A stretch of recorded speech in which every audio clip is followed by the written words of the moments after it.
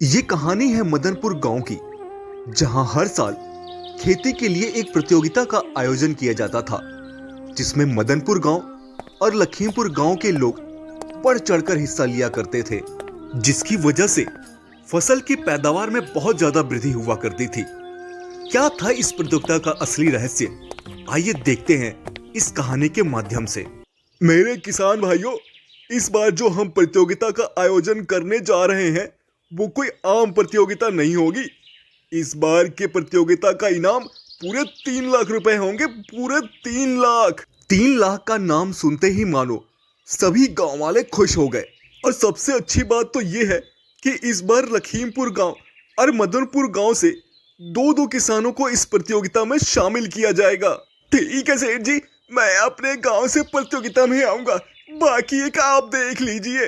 अरे सेठ जी, ये तो बूढ़े हो चुके हैं, बूढ़े, इनके बस का अब खेती करना नहीं है, इसीलिए इस प्रतियोगिता में मैं आऊंगा और इस राशि को जीतकर गांव का नाम रोशन करूंगा। सेठ जी, इस प्रतियोगिता में मुझे शामिल कर लो। नहीं नहीं सेठ जी, मुझे कर लो। नहीं नहीं सेठ जी, मुझे कर लो। 3 लाख की राशि का नाम सुनकर गांव के सब किसान खेती में बढ़ चढ़कर हिस्सा लेने के लिए उत्सुक थे।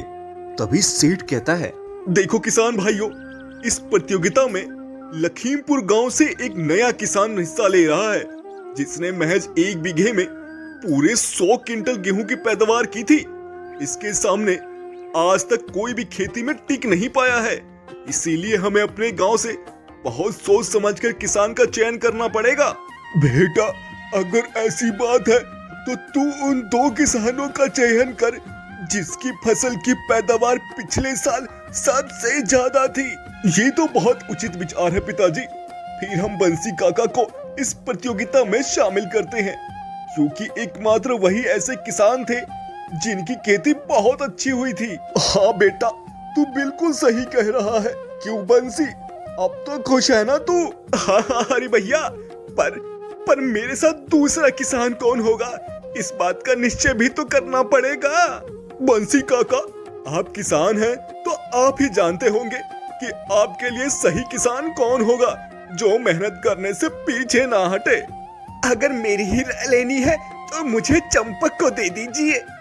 चंपक? वो चंपक जिसने पिछले साल सबसे कम फसल उगाई थी?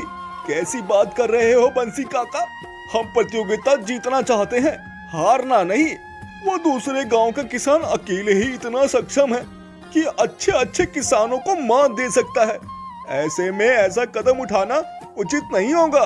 सेठ जी, चंपक ने भले ही पिछले साल कम फसल उगाई थी, पर इसका मतलब ये नहीं कि वो सक्षम नहीं है। बंसी काका, किसी से ये बात छुपी नहीं है कि चंपक खेती बाड़ी के काम में कैसा है। ऐसा निठल्ला किसान हमारे गांव में तो क्या, किसी दूसरे गांव में भी नहीं है। और ऐसे किसान को आप अपने साथ रखकर इस प्रतियोगिता को जीतना चाहते हैं। सेठ जी, भरोसा से बड़ी कोई चीज नहीं होती, इससे ज्यादा क्या कहूँ मैं।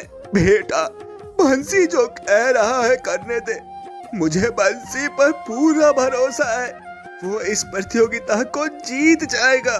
पर पिताजी, तू वो सब छोड़, बंसी, चंपक कहाँ है? वो आया नहीं? वही तो मैं कहना चाहता हूँ पिताजी।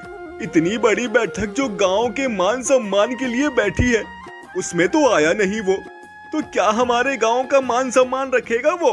बंसी, जाकर चंपक को बोल दे कि उसे इस प्रतियोगिता में शामिल किया गया है। ठीक है हरि भैया, मैं अभी धर्मू को भेजता हूँ।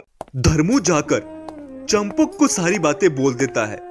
ये सुनकर चंपक बंसी काका के घर आता है।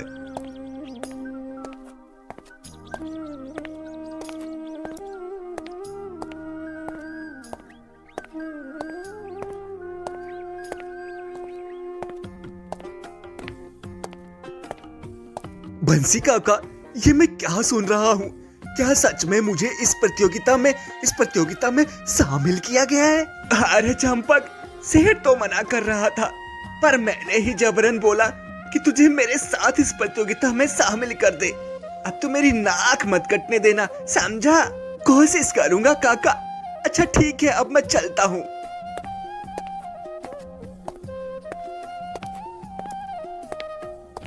प्रतियोगिता में तो मुझे शामिल कर लिया गया, पर मेरे आलस ने मुझे मजबूर कर दिया है। पर मेहनत तो करनी ही पड़ेगी, गांव की इज्जत का सवाल है भाई। प्रतियोगिता में कुछ दिन ही रह गए थे। चंपक को इस प्रतियोगिता में शामिल करके मदनपुर वालों ने क्या सही किया था, क्योंकि चंपक का मन खेतीबाड़ी में कम और घूमने में ज्यादा लगता था। जहां एक तरफ दूसरे गांव का रामू किसान फसल उगाने में बहुत सक्षम था, वहीं मदनपुर गांव के बंसी काका औसत खेती करने वाले थे और साथ में था चंपक। आइए देखते हैं कहानी में आगे क्या होता है।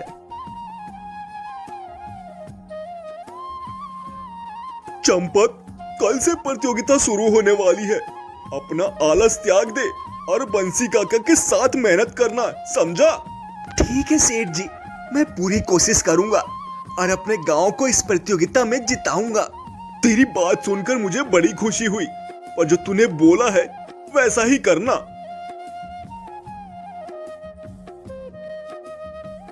देखो मेरे किसान भाइयों, यहाँ दोनों गांव के किसान इकट्ठे हो गए हैं।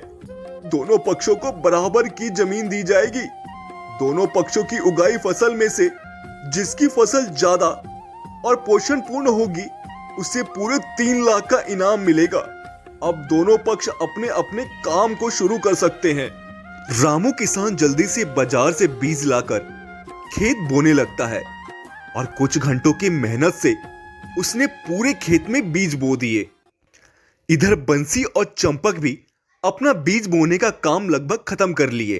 क्यों बंसी काका, 2 लोग मिलकर भी इतनी देरी से काम पूरा किए? ऐसे में तो इस प्रतियोगिता में तुम्हारी हार निश्चित है, राम जी की कृपा से, समझे क्या? हमारी चिंता छोड़ दे रामू, तू अपनी फसल पर ध्यान दे, समझा? मैं क्या कह रहा था बंसी काका, तुम इस आलसी इंसान का साथ छोड़कर किसी दूसरे आदमी के साथ काम कर लो तो जीतने के आसार बढ़ जाएंगे राम जी की कृपा से। इस प्रतियोगिता को जीतेंगे हम ही रामू, वो भी तेरे राम जी की कृपा से। चल अब निकल यहाँ से। दोनों पक्षों के किसानों ने जल्दी ही खेती के काम निपटा दिए। अब कड़ी परीक्षा थी कि किसके खेत में ज्यादा और पौष्टिक फसल होगी। महीने बीतने लगे। देखते देखते दोनों के खेत में फसल लहराने लगी और कुछ दिन में फसल कटकर एक जगह इकट्ठा हो गई। किसान भाई लोग, रामू की फसल 2 बोरी पूरी ज्यादा हुई है। इस हिसाब से रामू विजेता है अभी तक। मैंने गेहूं के सैंपल दोनों गांव के नाम पर लैब में टेस्ट के लिए भेजा है। अगर रामू की फसल लैब टेस्ट में पास हो गई तो रामू ही विजेता होगा। सब आपस में बात कर ही रहे थे कि थोड़ी देर में लैब टेस्ट की रिपोर्ट भी आ जाती है। गुड मॉर्निंग मुखिया जी, आपके फसलों की रिपोर्ट आ गई है। ये तो बहुत अच्छी खबर है। तो बताइए सर, लैब टेस्ट में कौन से सैंपल पास हुए हैं? सेठ जी, लैब टेस्ट में मदनपुर गांव वाला सैंपल पास हो गया है। इस फसल की पौष्टिकता बहुत अच्छी है। वहीं लखीमपुर गांव के सैंपल में पौष्टिकता नाम की कोई चीज ही नहीं है। ठीक है सर, आपका बहुत बहुत धन्यवाद। किसान भाइयों, अगर क्वांटिटी की बात करें तो राजू की 2 बोरियां ज्यादा हैं, पर पौष्टिकता बिल्कुल भी नहीं है। वहीं बंसी काका के फसल में पौष्टिकता की कोई कमी नहीं है। तो विजेता बंसी काका और चंपक हुए। ये 3 लाख का इनाम बंसी काका और चंपक का होगा। एक बात बता रामू, तेरे फसल में पौष्टिकता नहीं है, ऐसा क्या किया तूने? मुझे माफ कर दो सेठ, मैं लालच में आकर ज्यादा फसल उगाने के चक्कर में यूरिया का ज्यादा इस्तेमाल कर बैठा, उसी की वजह से ये सब हुआ है। यूरिया? ये यूरिया हमारे खेत के लिए बहुत नुकसानदायक होती है किसान भाइयों। इस यूरिया से फसल तो ज्यादा हो जाएगी, पर कुछ साल बाद खेत और शरीर दोनों खराब कर देगी। इसीलिए यूरिया से बचो और देसी गोबर की खाद ही अपने खेतों में यूज करो।